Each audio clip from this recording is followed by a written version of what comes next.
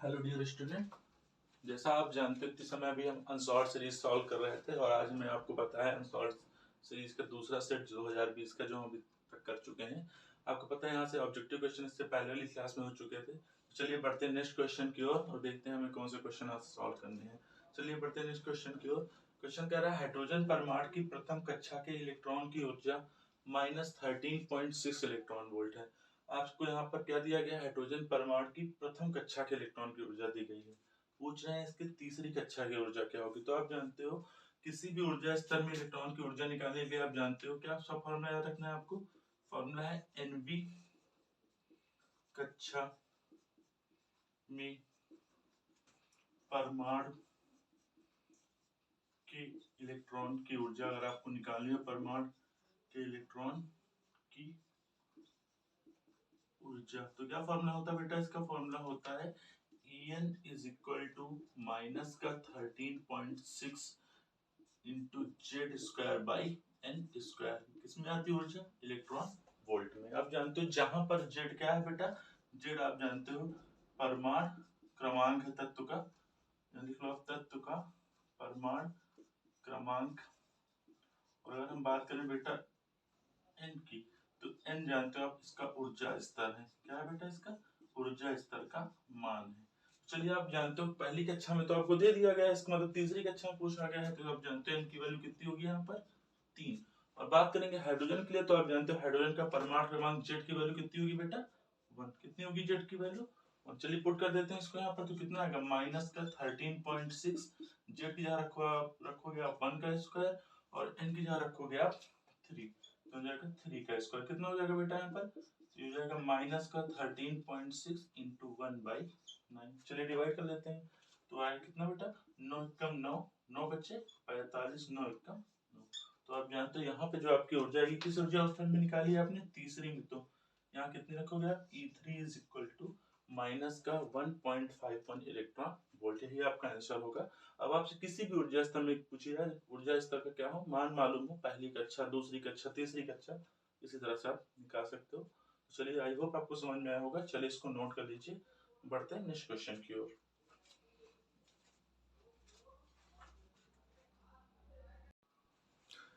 चलिए बढ़ते हैं नेक्स्ट क्वेश्चन की ओर।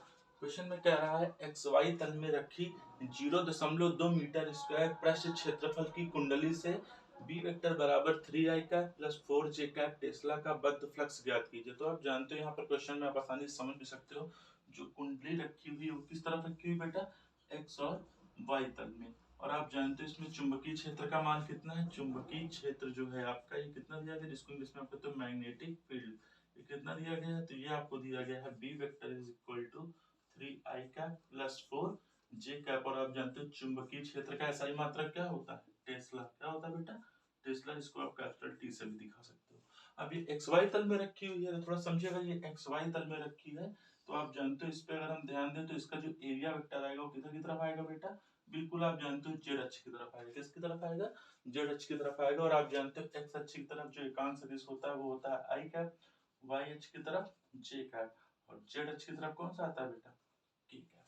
अब आप क्षेत्रफल की बात करो तो आप जानते हो क्षेत्रफल वेक्टर की हम बात करें एरिया वेक्टर की, तो क्षेत्रफल वेक्टर का मान होगा कितना बेटा, तो क्षेत्रफल वेक्टर ए वेक्टर बराबर कितना होगा 0.2 मीटर स्क्वायर। तो 0.2 को तो लेंगे, लेकिन आप जानते हो किसके साथ, के कैप के साथ, क्योंकि आप जानते हो क्षेत्रफल वेक्टर इधर की तरफ ही आ रहा है, तो इसको ले लीजिए आप के कैप मीटर स्क्वायर।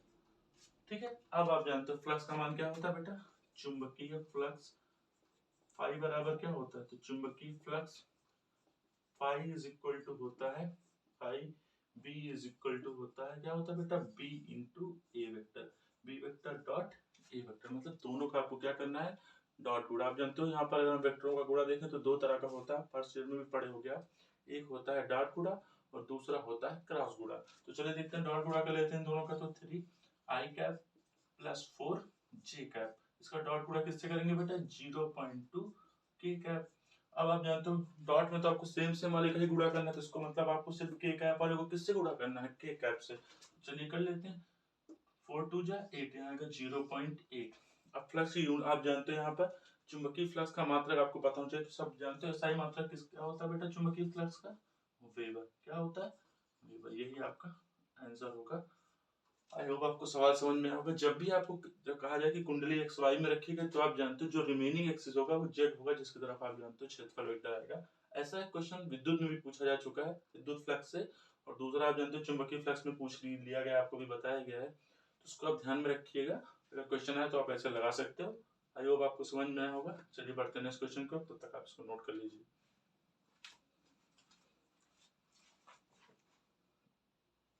चलिए बढ़ते हैं नेक्स्ट क्वेश्चन की ओर। इसी में आप जानते हो इस घर नंबर जो क्वेश्चन है आपसे कह रहे हैं, आपको फिगर दिया गया है, कह रहा है दर्शाए गए गेट में y बराबर 1 प्राप्त करने के लिए a, b, c के मान ज्ञात कीजिए। तो आप जानते हो बेटा यहाँ पर गेट की पहचान आपको होनी चाहिए। तो आप जानते हो किसका सिंबल है बेटा, ये आपका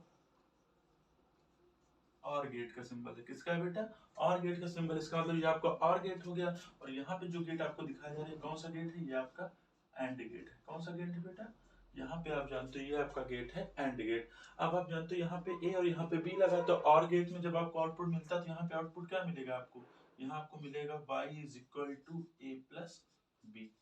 लेकिन दिक्कत है हम यहाँ y लिख नहीं सकते, क्योंकि यहाँ पहले से y लिखा तो हम यहाँ y डैश लिख लेंगे, क्या प्रॉब्लम है, यहाँ हमने y डैश लिख लिया। अब दूसरा इनपुट इससे जो जुड़ा है वो क्या है, c। लेकिन आप जानते हो एंड गेट है, और एंड गेट में जो बुलियन व्यंजक मिलता है वो दोनों के डॉट प्रोडक्ट के बराबर मिलता है। यहाँ पे अगर आप देखो तो यहाँ पे a प्लस बी लगा हुआ है और यहाँ पे c। इसका मतलब यहाँ पे जो आपको आउटपुट मिलेगा वो क्या मिलेगा बेटा, यहाँ पे आपको मिलेगा y is equal to A plus B dot C. सारी बात समझ में। अब आप आसानी से देख सकते हो बेटा, एक तरफ हम लिख लेंगे ए को, एक तरफ लिख लेंगे बी को, और यहाँ लिख देंगे y is equal to, sorry एक तरफ लिख लेंगे ए को, एक तरफ लिख लेंगे बी को, फिर यहाँ हम लिख लेंगे सी को। किसको लिख लेंगे बेटा, सी को स्पेस बना के अब लिख लेंगे y is equal to A plus B dot c. आ रहा होगा आपको समझ में। अब आप जानते हो बेटा यहाँ तो मैथमेटिक्स ही लगानी है आपको, किसी भी चीज से अगर आप जीरो से गुणा कर दोगे तो जीरो हो जाएगा। इसका मतलब सी की वैल्यू तो हम जीरो नहीं ले सकते हैं। अब आप खुद देखिए कितने तरीके से प्राप्त कर सकते हैं। अगर हम ए की वैल्यू 1 ले लें, बी की वैल्यू कितनी ले लें, जीरो, लेकिन सी की वैल्यू कितनी ले लें, 1। तो आप जानते हो 1 में आप जीरो को ऐड करोगे कितना आएगा बेटा, 1 प्लस जीरो जीरो, और 1 से डॉट करेंगे तो कितना आएगा, y इज इक्वल टू 1। इसको टेबल की तरह बना लीजिए छोटे से, आपको समझने में भी आसानी रहेगी, आसानी से आप समझ जाओगे इसको। यहाँ पर भी आप लाइन खींच सकते हो, सबको आप क्या कर सकते हो, अलग अलग लाइन के थ्रू सेपरेट कर सकते हो। अब दूसरा देखते हैं बेटा, यहाँ पर सेकंड आप जानते हो, हम ध्यान दें यहाँ पर तो यहाँ जीरो, यहाँ आप जानते हो 1 ले सकते हैं, फिर यहाँ 1 ले सकते हो, तब भी कितना होगा 1। फिर लास्ट में तो आप जानते हो क्या ले सकते हैं बेटा, 1 1 1। माइनर में 1 और 1 को जोड़ने पर भी आप जानते हो 1 ही रहेगा, और 1 से डॉट गुणा करने पर भी कितना होगा 1।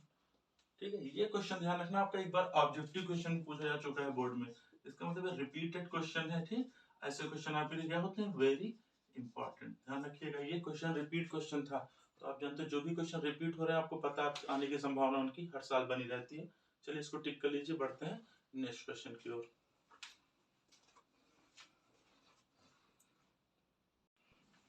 चलिए बढ़ते हैं नेक्स्ट क्वेश्चन की ओर। आप जानते हो 4 का नंबर क्वेश्चन जो है 4 का, अब जानते हो कह रहा है तांबे में मुक्त इलेक्ट्रॉनों का घनत्व 8.5 × 10⁻28 प्रति मीटर क्यूब है। तो आप जानते हो यहाँ पे आपको घनत्व दिया गया है, कह रहा 20 सेंटीमीटर लंबाई तथा 1 सेंटीमीटर स्क्वायर अनुप्रस्थ परिच्छेद के तांबे के तार से होकर प्रवाहित धारा का मान ज्ञात कीजिए। तार से 4 वोल्ट की बैटरी जुड़ी है तथा तार में इलेक्ट्रॉनों की गतिशीलता 4.5 × 10⁻⁻6 metre square volt inverse second inverse है। चलिए जानते हैं, आप अनुगमन वेग की बात करें बेटा हम, तो क्या होता है, अगर आप थोड़ा सा देखो यहाँ पर तो यहाँ अनुगमन वेग का फॉर्मूला लगेगा, क्या होता है बेटा, इलेक्ट्रॉनों का जो अनुगमन वेग होता है, इलेक्ट्रॉनों का अनुगमन वेग, अनुगमन वेग क्या होता है बेटा, यहाँ पर आप जानते हो vd इज इक्वल टू होता है I/ANE। ठीक है, अब आप थोड़ा देखो यहाँ पर कि क्या क्या चीजें दी गई और क्या क्या नहीं दी गई है। तो अगर हम धारा I का मान निकालें तो I इज इक्वल टू क्या हो जाएगा, ANE इंटू VD। अब आप देखो यहाँ पर इलेक्ट्रॉनों की गतिशीलता, तो क्या होता है बेटा यहाँ पर इलेक्ट्रॉनों की गतिशीलता, गतिशीलता क्या होता है इसका फॉर्मूला बेटा, ये होता है म्यू इज इक्वल टू क्या होता है VD बाई E। क्या होता है बेटा, VD बाई E। यहाँ से VD का मान निकालोगे तो VD इज इक्वल टू कितना आएगा, म्यू इंटू E। सही है। और आप जानते हो यहाँ पर वोल्टेज की बात की यार, यहाँ पर वोल्टेज दिया गया, विभवांतर दिया गया है, अगर हम देखें तो क्या होता है बेटा formula A is equal to V by L। इसको मतलब दिखाई दे रहा है, यहाँ पर रख दीजिए आप, कितना हो जाएगा म्यू V बाई L, कितना हो जाएगा बेटा म्यू V बाई L। तो यहाँ VD इज इक्वल टू हो जाएगा म्यू V बाई L। चलिए लिख देते हैं यहाँ पे वैल्यू, तो हो जाएगा ANE कितना हो जाएगा बेटा म्यू V बाई L। अब आपको ये सारी वैल्यूज दी गई है यहाँ पे, अगर आप ध्यान दो तो इलेक्ट्रॉनों की जो संख्या है वो भी दी गई है, क्षेत्रफल भी दिया गया है। तो चलिए देखते हैं क्या क्या वैल्यू है। क्षेत्रफल आपको A बराबर दिया गया है 1 सेंटीमीटर स्क्वायर, कितना दिया गया है 1 सेंटीमीटर स्क्वायर, जिसको आप कन्वर्ट करोगे कितना आएगा बेटा 1 गुणे 10 की घात -4 मीटर स्क्वायर। फिर लंबाई भी आपको दी गई, L कितना दिया गया 20 सेंटीमीटर, तो L बराबर 20 सेंटीमीटर, किससे गुणा कर दोगे बेटा 20 गुणे 10 की घात -2 मीटर। ठीक है, अब चलिए देखते रख देते वैल्यू यहाँ पर। एक की वैल्यू है 1 इंटू 10 की पावर -4 n, आप जानते हो दिया गया आपको नंबर ऑफ इलेक्ट्रॉन्स कितने हैं बेटा n is equal to 8 point कितना है यहाँ पर 8.5 इंटू 10 की पावर 28 पर मीटर क्यूब। देखिए इसको 8.5 इंटू 10 की पावर 28, ई की वैल्यू होगी 1.6 इंटू 10 की पावर -19। म्यू की वैल्यू अगर हम ध्यान दें तो म्यू की वैल्यू कितनी दी गई है आपको, ये दी गई है आपको 4.5 इंटू 10 की पावर -6, और V की वैल्यू कितनी दी गई है, बात करें V की तो V आप जानते हो 4 वोल्ट की बैटरी से जुड़ा हुआ है। और हम बात करें L की तो L कितना दिया गया बेटा, L की वैल्यू आपको दी गई 20 गुणे 10 की घात -2। चलिए इसको सॉल्व कर लेते हैं, ये आपका आंसर होगा। चलिए देखते हैं क्या कुछ कटने वाला है यहाँ पर। तो आप जानते हो बिल्कुल कटने वाला है, 5 से काट दो, 5 9 45, 5 चौक 20, 4 चौक 16। ठीक है, अब आप जानते हो यहाँ पे कट जाएगा, कितना बचेगा बेटा 8.5 इंटू यहाँ कितना हो जाएगा 9 चौक 36, दशमलव 2 का लगेगा तो 0.36। अब पावर की बात करें, पावर में क्या होगा, तो चलिए देखते हैं यहाँ पर। अगर आप देखो यहाँ पर जो जो चीजें छूटी यहाँ पर हमने लिया है 4 9 36, और ये 4 में बचा हुआ तो इसको भी यहाँ लिख लेंगे, 4 को भी लिख देते हैं यहाँ पर। पावर में लेके क्या रह गया है, तो -4 -6 कितना हो जाएगा बेटा -4 -6 -10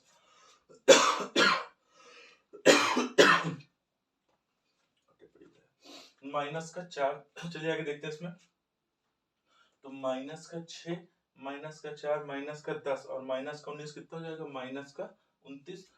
और आप जानते हो यहाँ 28 है प्लस का, तो कितना बचेगा -2 ऊपर जाएगा, कितना हो जाएगा बेटा प्लस का। तो चलिए गुणा कर लेते हैं इनको यहाँ पर, 4 पंचे 20 और 4 8 32 और 2 34 गुणे 0.36 इंटू 10। अब आप जानते हो यहाँ 10 से मल्टीप्लाई 3.4 इंटू कितना हो जाएगा बेटा यहाँ पर 3.6। चलिए गुणा करा लेते हैं इनको यहाँ पर, तो 3.4 इंटू 3.6, 4 6 24 की 4 हासिल है तो यहाँ पर 6 3 18 18 तो 20। अब आप जानते हो 3 चौक 12, 3 त्रिक 9 10, 4 2 2 1, कितना है गुणा करना है आप जानते हो 12.24। किसमें आएगा, आप जानते हो इलेक्ट्रॉनों का अनुगमन वेग तो आपको दिया ही हुआ था, आपने करंट निकालने से, करंट किसमें आएगी आपकी एम्पियर में, किसमें आएगी बेटा एम्पियर में। आई होप आपको ये सवाल समझ में आया होगा, आपको फार्मूला बेस्ड सवाल था, आपको फार्मूला वगैरह यहाँ पे रखनी थी, सॉल्यूशन आपको यहाँ पर करके दिखानी थी। तो चलिए आप इस क्वेश्चन को नोट कर लीजिए, और आई होप आपको क्वेश्चन समझ में आया होगा। बढ़ते हैं नेक्स्ट क्वेश्चन की ओर।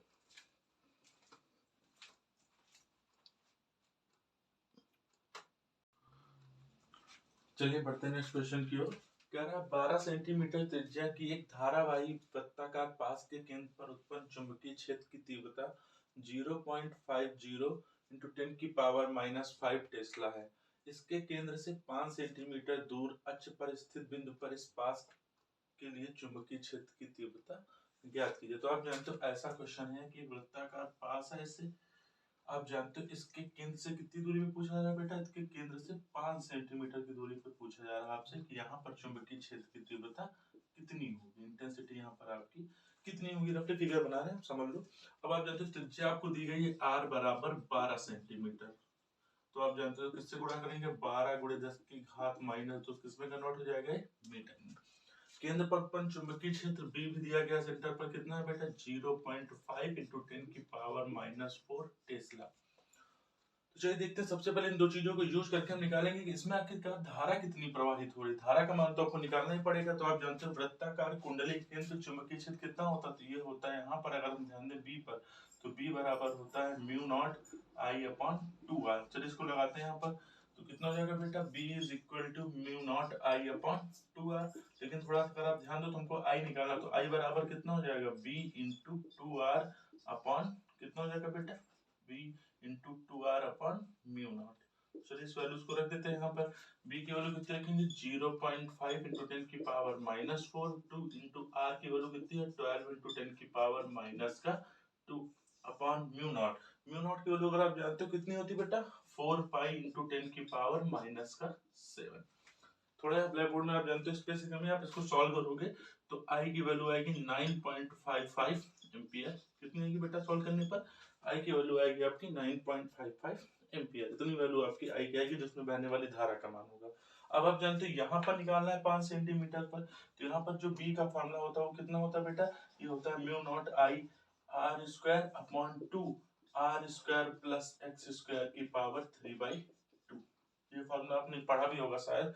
तो यहाँ पर आपको x की वैल्यू दे दी गई, कितनी दी गई बेटा, 5 सेंटीमीटर। रख दीजिए इसको यहाँ पर, तो b बराबर कितना होगा बेटा, म्यू नॉट इधर रखोगे आप 4 पाई इंटू 10 की पावर -7, आई की जगह 9.55, कितना हो जाएगा आई की जगह 9.55 इंटू आर की वैल्यू कितनी है, तो आप जानते हो आर की वैल्यू 12 सेंटीमीटर, तो 12 गुणे 10 की घात -2 अपॉन नीचे कितना हो जाएगा बेटा 2 आर स्क्वायर के लिए देखेंगे तो कितना हो जाएगा, 12 दूना 144 गुणे 10 की घात -4 प्लस एक्स की वैल्यू आप जानते हो कितनी बेटा, 25 गुणे 10 की घात -4 की पावर 3/2। इसको अगर आप सॉल्व करोगे तो यहाँ से वैल्यू आएगी आपकी 3.9 इंटू 10 की पावर -5। आप जानते हो चुंबकीय क्षेत्र, तो यूनिट क्या आएगी बेटा आपकी, टेस्ला। थोड़ा यहाँ पे ब्लैक बोर्ड में आप जानते हो स्पेस की कमी, इसलिए इतना कैलकुलेशन आपको करके दिखा नहीं जा सकता है। आप करना देखिए कैलकुलेशन यही आएगा एग्जैक्ट।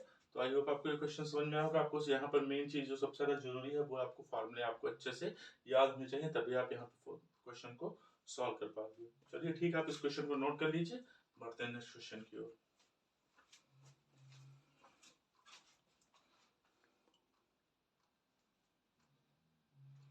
चलिए बढ़ते हैं नेक्स्ट क्वेश्चन की ओर। आप जानते हो इस क्वेश्चन में कह रहे हैं एक्स दिशा में गतिशील विद्युत चुंबकीय तरंग का विद्युत क्षेत्र आप जानते हो इस समीकरण द्वारा दिखाया जा रहा है, जो कितना है बेटा, E y is equal to 300 sine omega t minus x by सी।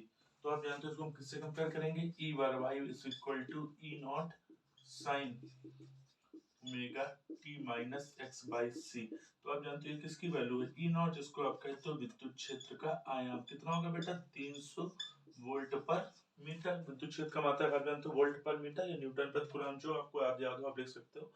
अब आप कह रहे हैं एक इलेक्ट्रॉन वाई दिशा में 2 गुणे 10 की घात 7 मीटर प्रति सेकंड की चाल से, इसका मतलब बी आपको दे दिया गया, चाल दी गई है 2 गुणे 10 की घात 7 मीटर प्रति सेकंड। ठीक है, गति करने पर इलेक्ट्रॉन पर लगने वाले अधिकतम विद्युत बल एवं अधिकतम चुंबकीय बल का मान ज्ञात कीजिए। तो चलिए देखते हैं इसका विद्युत बल का मान क्या होगा। तो विद्युत बल का मान आप जानते हो, सबसे पहले विद्युत बल के लिए देखेंगे तो विद्युत बल आपको पता है कितना होता है बेटा, विद्युत बल F बराबर होता है कितना होता है बेटा, E इंटू, यहाँ पर हम देखेंगे तो F बराबर होता है capital E into small e। और आप जानते हो कैपिटल E की वैल्यू में पता है कितनी, नॉट की वैल्यू यहाँ पर 300, जबकि इलेक्ट्रॉन पे आवेश सबको याद होगा 1.6 इंटू 10 की पावर -19। गुणा कर दिए 16 48 और इन दो जीरो को इसमें से घटा देंगे तो कितना आएगा बेटा, 4.8 इंटू 10 की पावर -17। किसमें आएगा ये, न्यूटन में। बल आप जानते हो चाहे जो हमेशा किसमें आएगा, न्यूटन में। अब हम बात करें चुंबकीय बल की, किसकी बात कर रहे हैं बेटा, चुंबकीय बल की। तो चुंबकीय बल का मान आप जानते हो, लॉरेंट बल भी कहते हो इसको, क्या होता है बेटा, ये F इज इक्वल टू, ये होता है आपका QVB। क्या होता है बेटा, अधिकतम के लिए करा तो मैक्सिमम आप जानते हो क्या होता है, QVB। Q की वैल्यू आप जानते हो कितनी है, यहाँ पर इलेक्ट्रॉन है तो 1.6 इंटू 10 की पावर -19। B की वैल्यू अगर हम देखें तो B की वैल्यू है कितनी बेटा, 2 इंटू 10 की पावर 7। और B की वैल्यू अगर हम देखें तो आप जानते हो यहाँ पे आपको जो फॉर्मूला लगाना हो क्या होता है बेटा, C is equal to E naught by B naught. यहाँ बी नॉट की वैल्यू कितनी हो जाएगी, E naught by c. E naught आप जानते हो 300 है और सी की वैल्यू कितनी जाएगी, 3 इंटू 10 की पावर 8। यहाँ बचेगा 100, ऊपर लेके आएंगे कितना हो जाएगा, 10 की घात -6 टेस्ला। रख दीजिए यहाँ पर आप, तो कितना हो जाएगा, 10 की घात -6 गुणा कर लो आप, 16 दूना 32 माइनस का 25 और प्लस का 7 जोड़ेंगे कितना हो जाएगा बेटा, माइनस का 18 न्यूटन। यही आपका क्या होगा बेटा, अधिकतम चुंबकीय बल, और आप जानते हो ऊपर वाला क्या होगा, अधिकतम विद्युत बल। आई होप आपको क्वेश्चन समझ में आया होगा, आपको अच्छे से फॉर्मूला याद रखने की जरूरत है। चलिए इस क्वेश्चन को नोट कर लीजिए, बढ़ते हैं नेक्स्ट क्वेश्चन की ओर।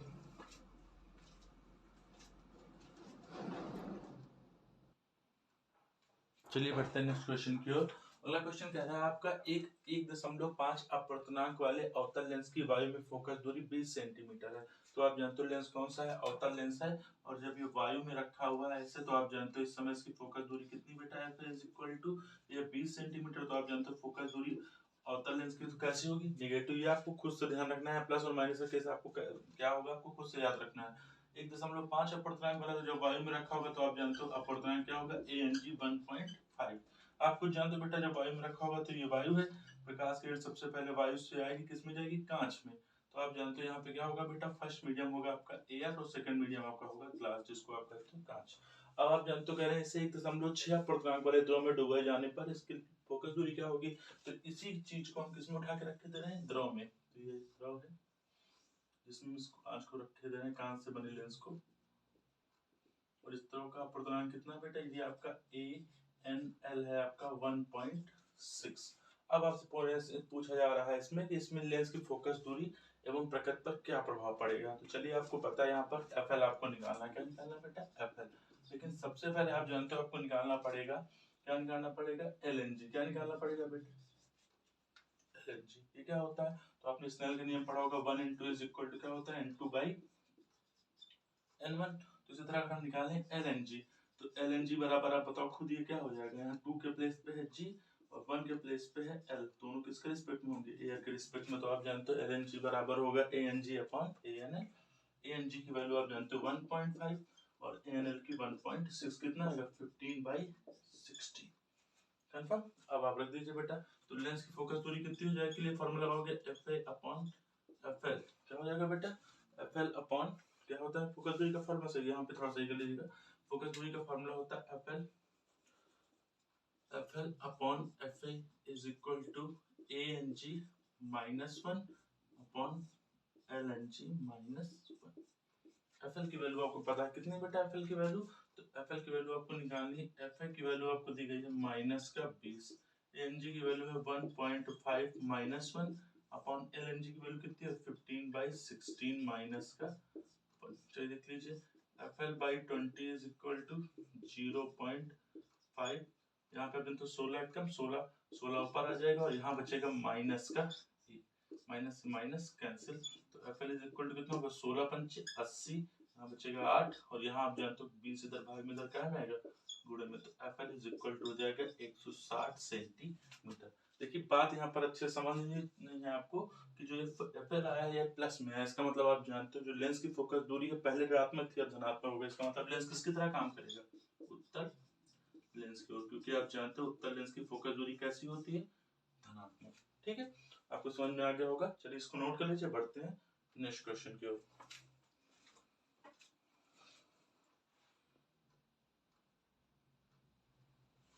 चलिए बढ़ते हैं नेक्स्ट क्वेश्चन की ओर। अगला क्वेश्चन आपसे क्या है, देखिए 5000 एंगस्ट्रॉम तरंग दैर्ध्य का प्रकाश देने वाले 40 वाट के एक वर्णीय प्रकाश सोर्स से प्रति सेकंड उत्सर्जित होने वाले फोटोनों की संख्या की गणना कीजिए। तो आप जानते हो कितने बेटा, 5000 एंगस्ट्रॉम तरंग दैर्ध्य का प्रकाश देने वाले 40 वाट के एक वर्णीय। तो खुद आप सोचिए बेटा, ऐसे मान लो, देखिए रफली आपको समझाएंगे, जैसे मान लीजिए कोई प्रकाश स्रोत है, ये आपको कोई प्रकाश स्रोत है,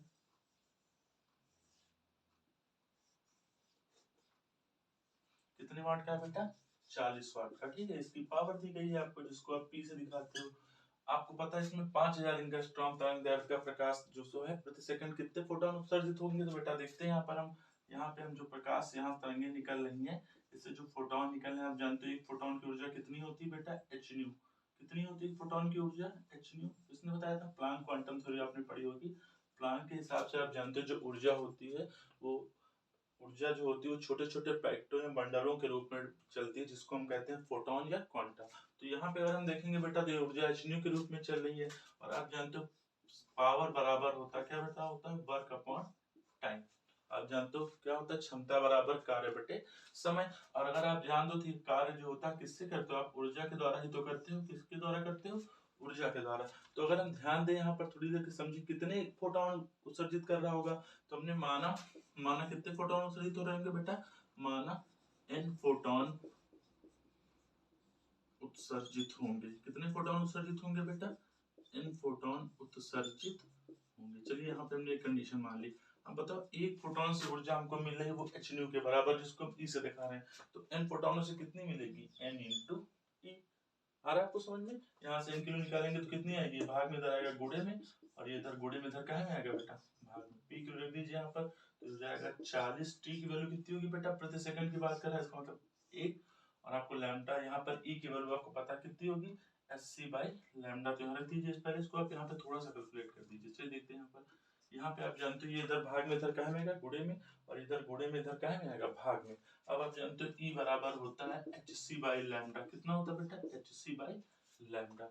यहाँ पे आप जानते हो ये तरीका हम लगा सकते हैं, यह तरीका है। और आपको बेस्ट तरीका बताया जा रहा है, अगर आपको ऊर्जा दी गई है तो आप सीधे निकाल सकते हो वेवलेंथ को, या सीधे आपको वेवलेंथ दी गई है कहने का मतलब आपको सीधे तरंग दैर्ध्य दी गई तो सीधे ऊर्जा निकाल सकते हो। क्या फार्मूला होता है बेटा, E इज इक्वल टू होता है 12375 बटे लैम्डा। किसमें होनी चाहिए लैम्डा, तरंग दैर्ध्य होनी चाहिए एंगस्ट्रॉम में, और ऊर्जा होनी चाहिए इलेक्ट्रॉन वोल्ट में। लेकिन आप यहाँ नहीं लगाओगे क्योंकि आप जानते हैं आपको किसमें निकालने हैं, जूल में। तो चलिए देखते हैं यहाँ पर आप रख दीजिए P into t by h c by lambda. तो यहाँ आप जानते हो P into t into lambda by h into c. चलिए कैलकुलेट करते हैं इसको।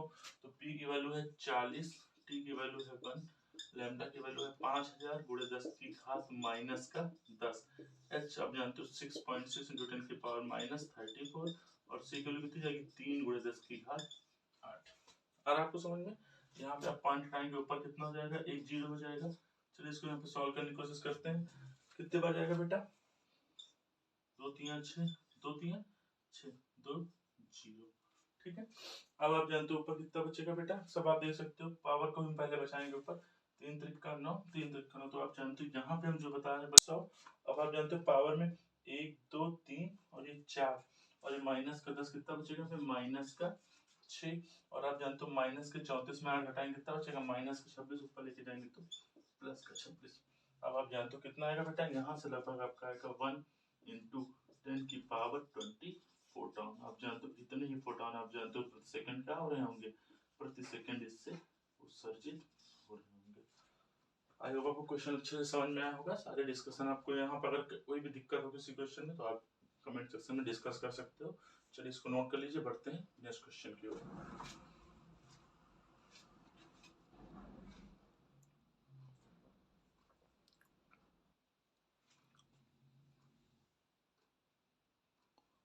चलिए बढ़ते हैं नेक्स्ट क्वेश्चन की ओर। इस क्वेश्चन में आपसे कह रहे हैं कि सूर्य में 1 किलोग्राम हाइड्रोजन के संलयन से मुक्त ऊर्जा की गणना किसमें करनी, मिलियन इलेक्ट्रॉन वोल्ट में। तो आप जानते हो अपने आइंस्टीन का पढ़ा होगा द्रव्यमान ऊर्जा समीकरण, जिनके हिसाब से द्रव्यमान को ऊर्जा में बदला जा सकता है। और आप जानते हैं द्रव्यमान आपको दिया गया, कितना दिया गया बेटा, 1 किलोग्राम। और आपको ऊर्जा निकालनी E बराबर क्वेश्चन मार्क। तो क्या होता है बेटा आइंस्टीन का नियम, अगर हम ध्यान दें, आइंस्टीन द्रव्यमान ऊर्जा समीकरण, इसको आप कहते हो मास एनर्जी रिलेशन। द्रव्यमान ऊर्जा समीकरण क्या होता है, द्रव्यमान ऊर्जा समीकरण, इसको अगर थोड़ा समझना चाहें तो E इज इक्वल टू होता है mc स्क्वायर।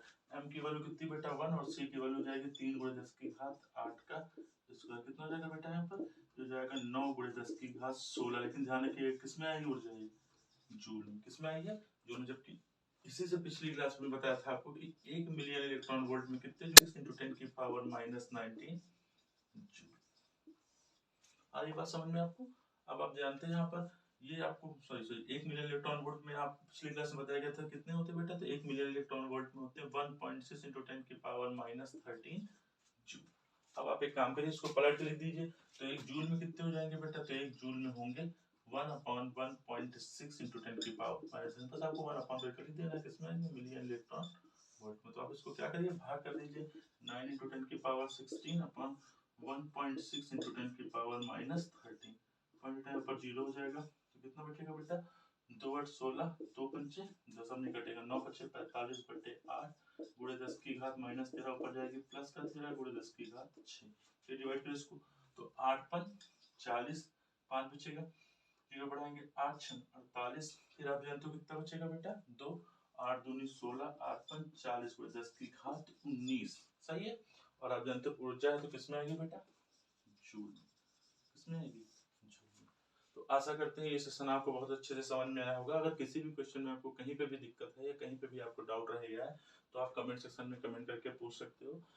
आपके लिए रात रात में जाग के वीडियो बनाई जा रही है ताकि आपको बोर्ड एग्जाम में बहुत सारी मदद मिले, आप अच्छे से पेपर को अटेम्प्ट कर पाओ। तो चलिए, आप चैनल पर अगर नए हैं तो चैनल को सब्सक्राइब कर दीजिए, वीडियो को लाइक कर दीजिए और वीडियो को अपने दोस्तों के साथ शेयर कीजिए ताकि उनकी भी तैयारी अच्छे से अच्छी हो पाए।